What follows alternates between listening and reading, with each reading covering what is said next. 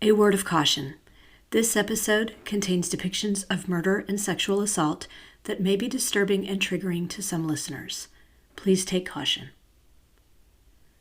Over the years, there have been several different murders that have taken place involving students and staff at the University of North Carolina. In January of 1995, Wendell Williamson, a student at the UNC Law School, wounded a police officer and killed two bystanders when he opened fire on Henderson Street. In March of 2008, student body president Eve Carson was abducted, robbed, and murdered by two local men with extensive criminal backgrounds. In August of last year, Associate Professor Z. Yan was shot and killed by a graduate student. Faith Hedgepeth was a student that was killed in her apartment in September of 2012, and police only recently arrested a suspect in that case. But a murder that took place in the botanical gardens of the UNC campus during the summer of 1965 has never been solved. There is much to love about North and South Carolina, but the two states have also had their fair share of violent and senseless crimes over the years. From murders on the Blue Ridge Parkway, in the heart of big cities or sleepy college towns, and along the coastal waters, some of these stories may be new to you. Some may have happened in your town. Some may involve people that are still missing to this day. But all will leave you remembering to always be vigilant about the people you meet and the places you go. I'm Renee Robertson. Please join me for Missing in the Carolinas. Episode 95. Who murdered Suellen Evans at the University of North Carolina? On July 30th, 1965, 21-year-old Suellen Evans, a resident of Mooresville, North Carolina, was taking a summer session at the University of North Carolina at Chapel Hill when she was attacked in the Coker Arboretum on the school's campus in the early afternoon. The Arboretum is a 5.5-acre garden at the heart of the college campus. Suellen, wearing a blue-striped shift dress with red piping along the collar, an outfit she had made herself, was walking through the Arboretum as a cut-through to where she was staying in the Cobb dormitory after attending a sociology class in the alumni building. Suellen had a boyfriend in Mooresville and had been planning to get back to her dorm and pack for a weekend trip back home. At the time, the Arboretum was known for being a lover's lane, and parts of it were wooded with abundant vines and foliage. Between 12:30 and 12:45 p.m., Suellen was attacked by an unknown assailant. Two nearby co-eds heard screams and rushed to find the source. One of these students saw Suellen lying on a bed of trampled flowers and said she caught a glimpse of a dark-skinned arm wrapped around the young woman's legs. The suspect quickly fled the scene through the bushes before the witness could get more of a description. Two nuns who were also on campus to attend summer classes heard the commotion and rushed to help. Suellen had been stabbed in the chest and neck. She told the group that was trying to help her that she felt like she was going to faint and that a man had tried to rape her. The nuns tried to perform artificial respiration but were unsuccessful. Police arrived on the scene around 1 p.m.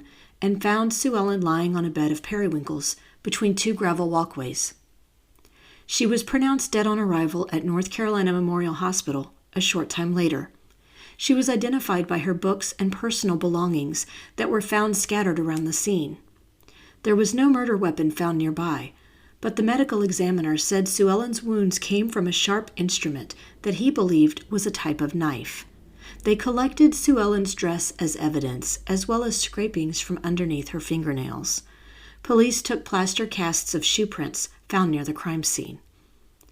A workman who was near the southwest corner of the Arboretum said he saw a young black male running toward Davy Hall, then veer off toward the Episcopal Church and Franklin Street. He was wearing a blue sports shirt with the shirt tail hanging out. Police Chief W.D. Blake ordered that the campus be sealed off, and police kept a close watch on all the roads leaving Chapel Hill.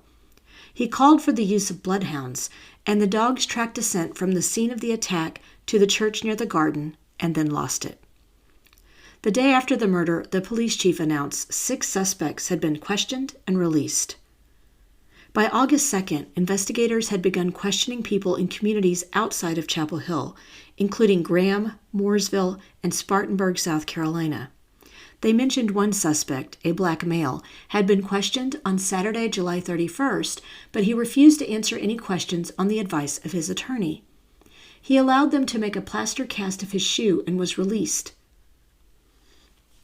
Suellen graduated from Mooresville High School in 1962 and initially studied home economics at Catawba College in Salisbury.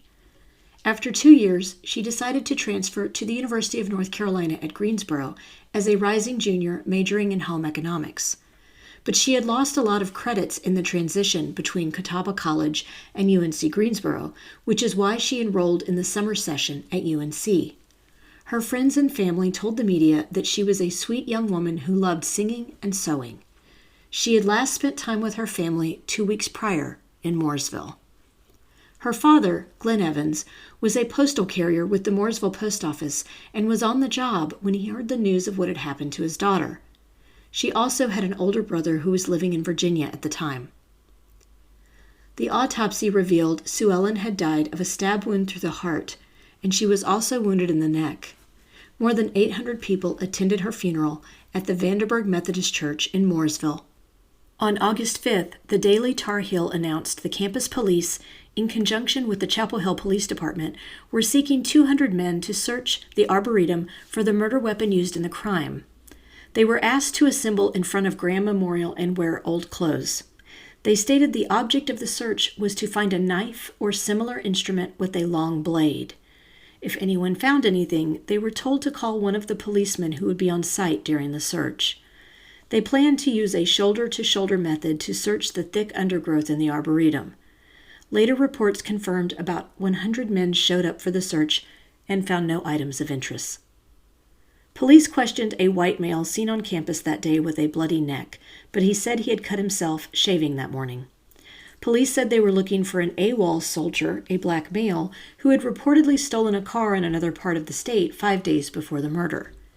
Meanwhile, the Dean of Women urged students not to walk alone through isolated areas of campus. She also encouraged students who had been followed or approached on campus to report the incidents to authorities. The student body president at the time said, "Last week, the loss of a member of our student body resulted, in part, from the thickness of certain shrubs which permitted a natural lurking place for any person seeking to misuse the Arboretum." He said he hoped the university would take action and thin out the thick shrubs, thickets, and undergrowth in the botanical garden. He also said, "The Arboretum is poorly lighted and should be made more safe by the addition of mercury lamps appropriately illuminating all walkways."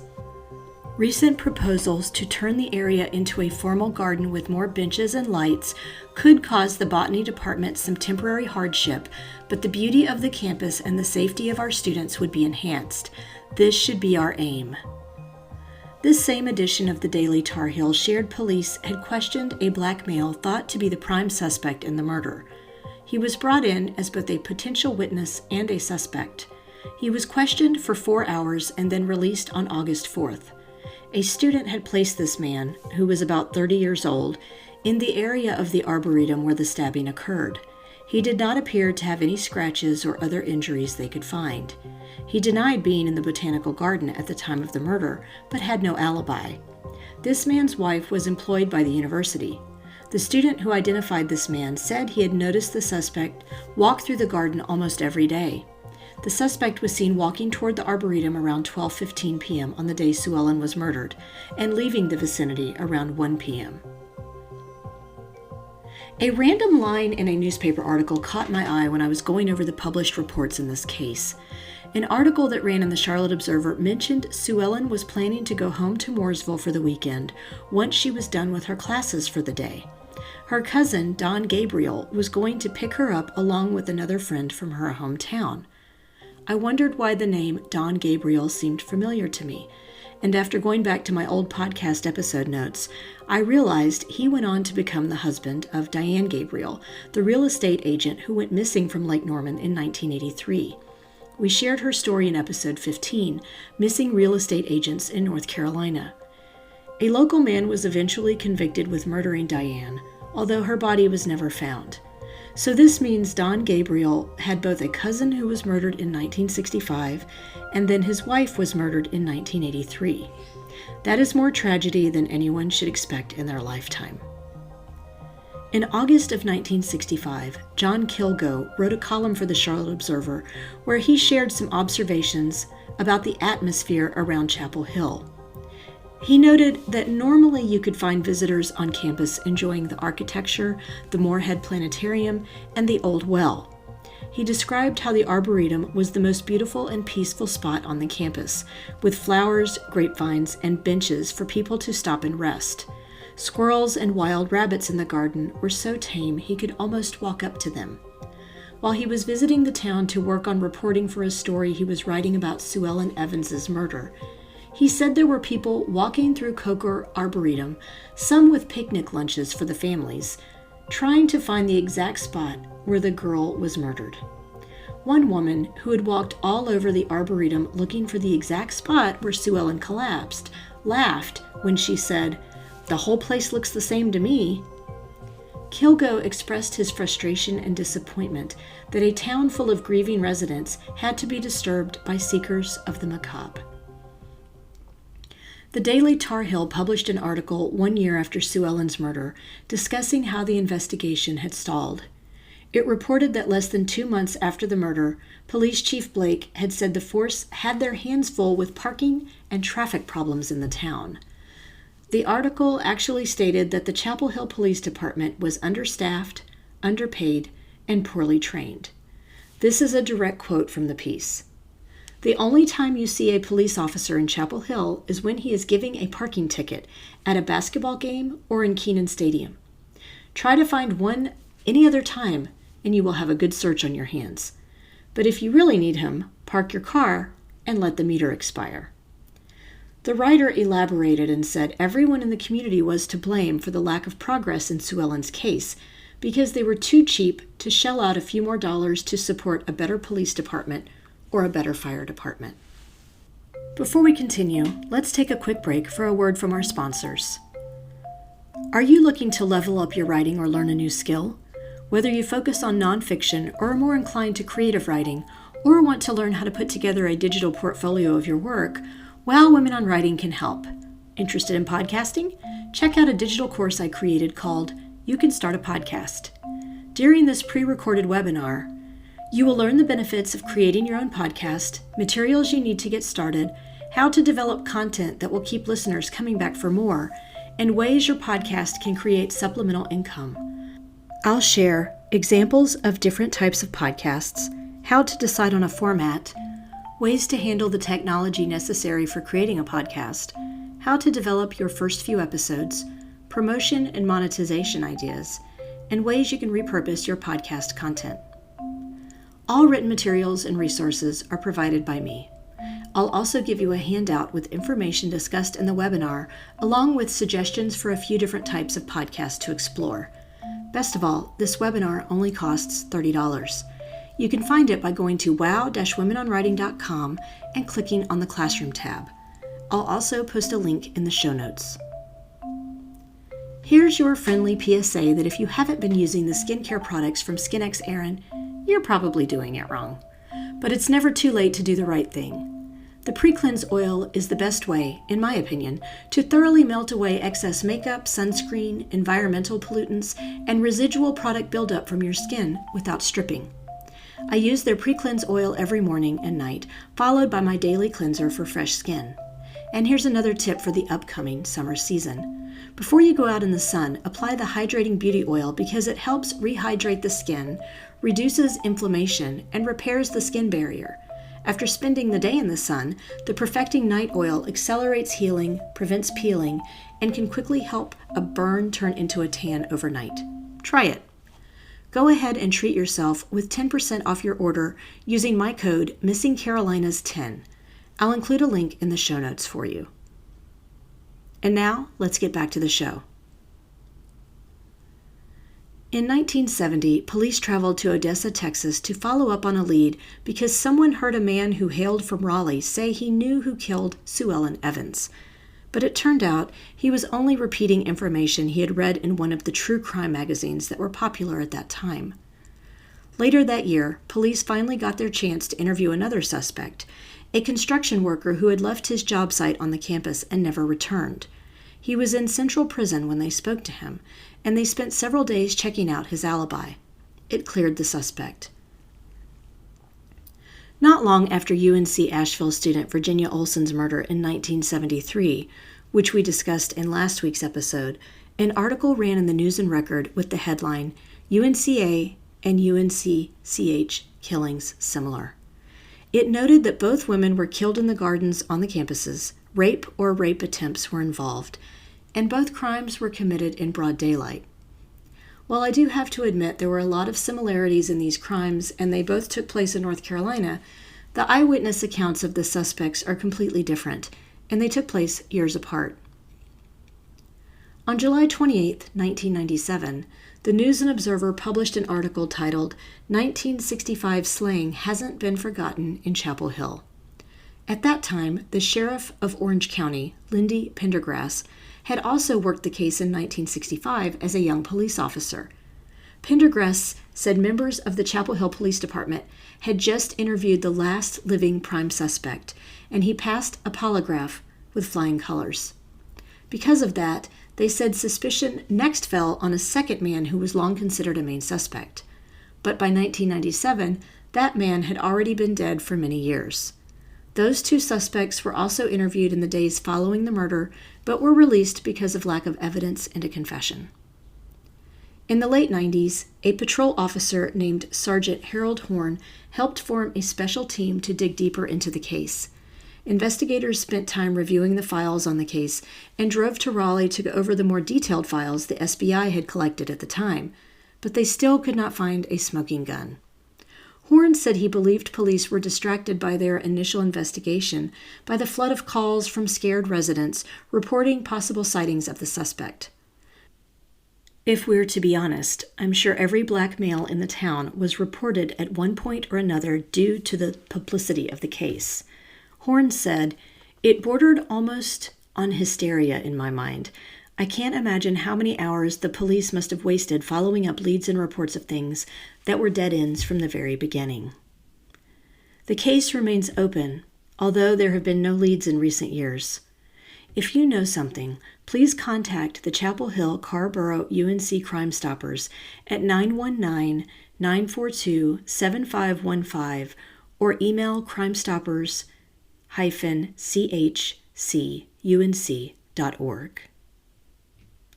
When looking at these older cases, it's always fascinating to see what else was happening in the news around the same time.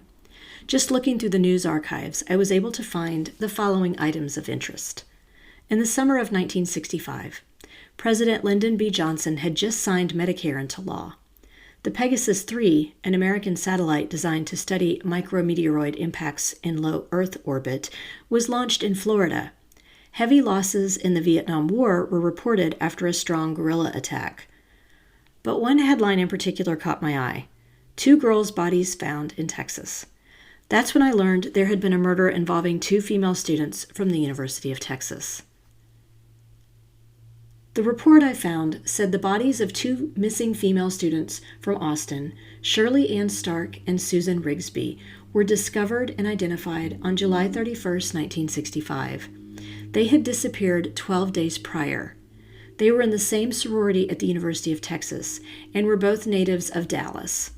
Shirley Stark had already graduated from the university, and Susan Rigsby was planning to enroll in a summer session.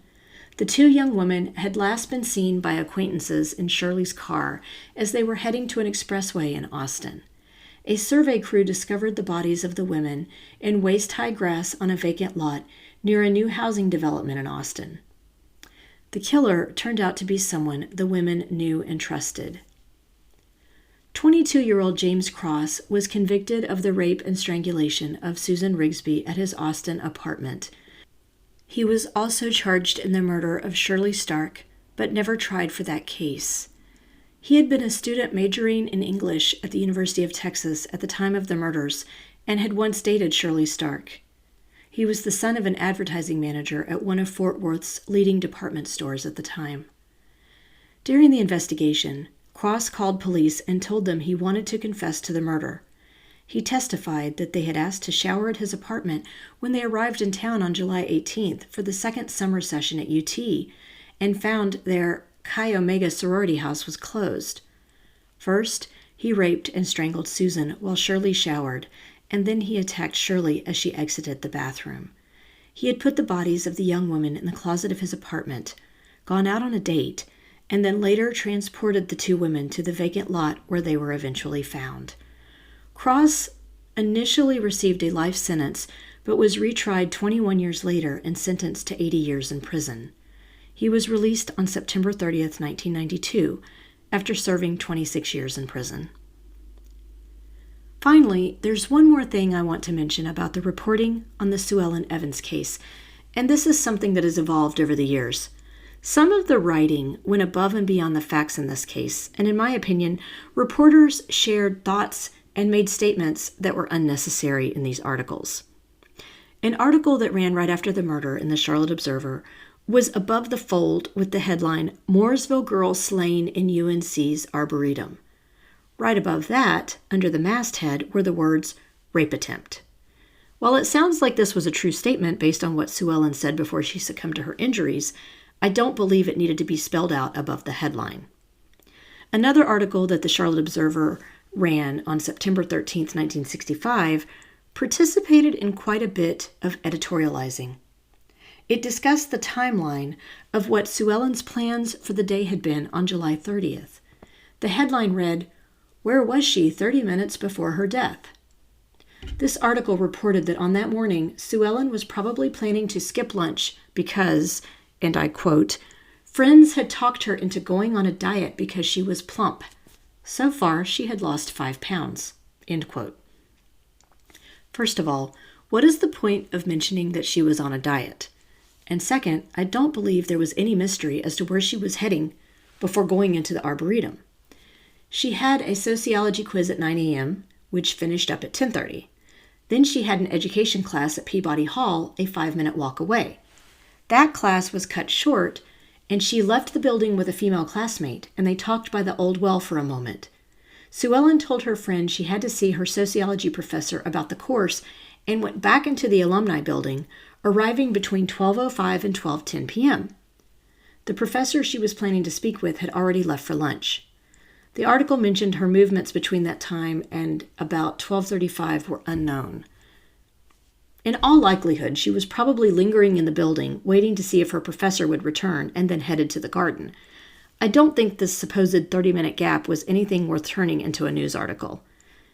And as you can imagine, the descriptions of the suspect were also quite interesting, but I won't repeat them here.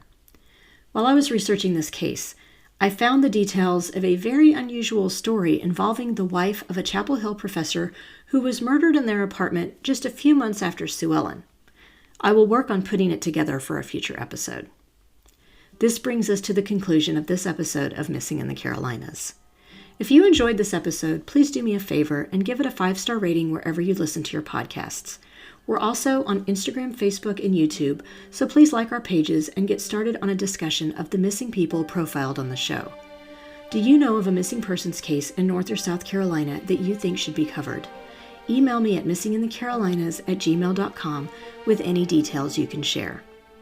And don't forget to check out our sponsor, Wow Women on Writing, and the great programs and writing contests they have to support writers at www.wow-womenonwriting.com. Treat yourself to a skincare kit from SkinX Aaron with my code MissingCarolinas10. Cover art for this podcast was designed by Macintosh Multimedia. Sound editing is provided by Daniel Robertson. Thanks so much for listening.